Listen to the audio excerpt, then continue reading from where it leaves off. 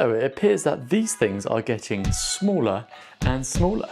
Well, which is only really a good thing for us. It just doesn't take up as much space in your bags or your pockets. But how well does this one does, and how well does it compare to the bigger Cycpluses? So I'm going to do all of those things. I'm going to weigh them in. I'm going to compare the sizes.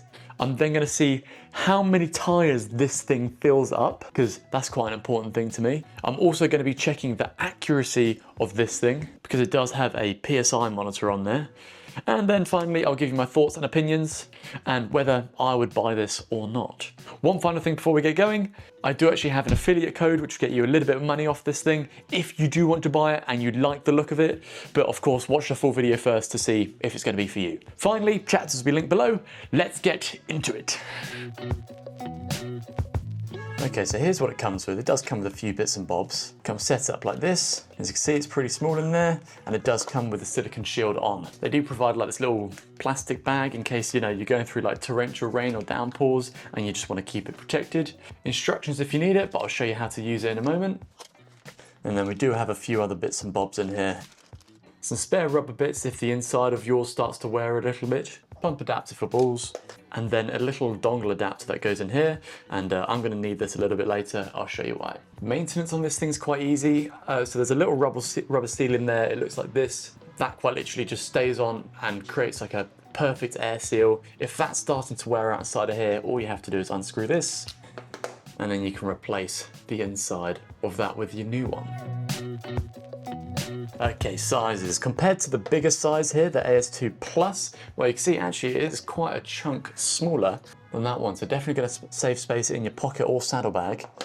When, however, I do bring in the standard size, well, there really isn't that much difference between them, I gotta be honest. I thought that this was going to be smaller compared to this one, the regular size here. So if I measure the differences, 48.5 versus 47.1, barely any difference there. You can see the only difference really is just how much this part extends out. Then on the length for the original 70, and for the new tiny one, well, basically call that 65. So quite literally 5 mil smaller than, well, the normal standard medium size. Not much, but I guess sometimes when you are packing saddlebags, that might make the difference and be able to fit this in your saddlebag or not. If we compare this to the big one, which just gives you a few more charges, basically 4 mil longer there. It's basically 10 mil longer in the depth, and then the width, well, you can see we're at 80, so it's like a whole 15 mil, 10 mil longer than the medium size. So what about weights? The big one comes in at 206 grams, then the standard size comes in at 120, and then the smaller one here comes at 92. So actually, even though it's not much smaller, there's a fairly decent weight saving if, well, 30 grams matters to you in your saddlebag or in your pocket. So the way you want to use this thing is you're going to press and hold the top circle button. This is going to turn it on here. You're then going to select your PSI, so I'm going to go down to 70, and obviously if you need more you can use the plus button. Wait for it to stop flashing, and then you're ready to go. All you have to do is press it on, press this top button, and it will automatically stop once you hit your desired pressure. Let's put some good force. You can see I've got 50 PSI in there. You're just going to press it. Cool, and you can see once it hits the pressure, it just automatically stops. It will turn off automatically, but you can press and hold it as well.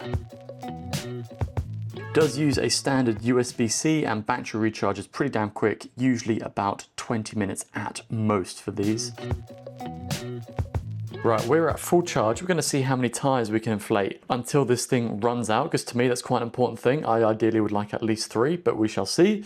I'm going to set my PSI to 70 because that's what I normally run at, and that is going to be on a 30 mil tire here because I usually run 30s as well. So I did manage to get 3 whole refills on the smaller version here, which is pretty damn good. And as you'll be able to see on the final one, it did run out at 15 PSI. So 3 and a smidge, but it did also take about 1:20 each time, obviously slowing down as it goes through the run, which is fine. I guess that's still pretty quick for filling up a tire on the side of the road. Okay, so the heat build-up during this wasn't too bad. I could still touch the outside. I would, however, recommend running the silicone case on the outside here. The bit that was getting the hottest was this metal patch here.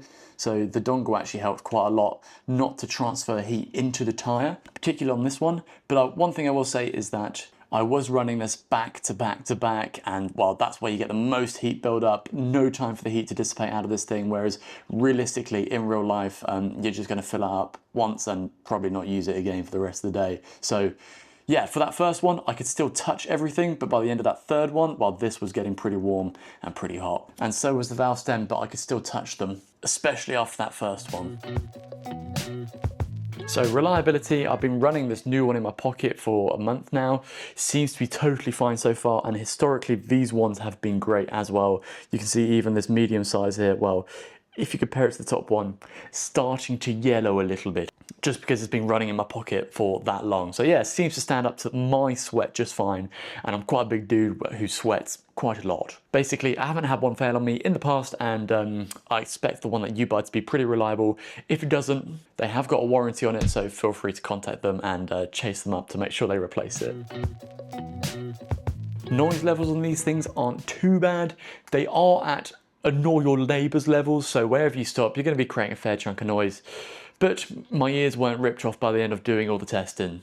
That's inside the house as well. It tends to be better when you're outside. I haven't done a decibel level on this thing like using my phone or anything, because I'm not really sure how accurate the phone is for that kind of stuff. For the accuracy testing, all I did was let it out down to a random pressure, about 50 psi, and then I pumped it back up to 70 and tested that 3 separate times. As you can see here, it came out at 67 psi every single time, so not quite perfect, but at least it was consistent every time. Next up, I want to talk about their compatibility with Clik valves, because if you've never used these, well, you are missing out. And if you have any complaints about them, I promise you, you've never used them, because they are literally the best things ever. So do these work with the electric mini pump of Cycplus? So the answer here is kind of. Unfortunately, this thread is a little bit too big. So these fit onto a Schrader head. So yeah, won't twist on there.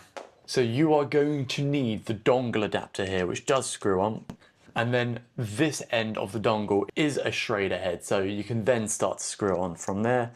And as you saw me doing in the inflation and PSI accuracy, that works perfectly fine. Now annoyingly, I would like this end to be a Schrader size, because on other mini pumps like this one, you can thread it straight in there and just use it straight like that. Just saves a little bit more space, makes it neater and tidier.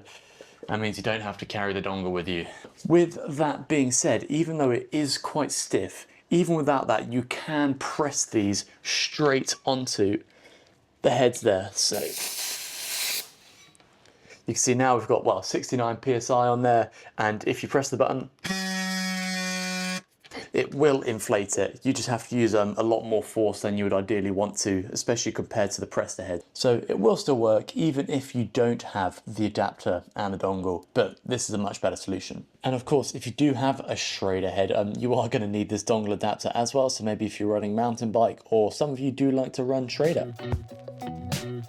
Do I recommend buying it?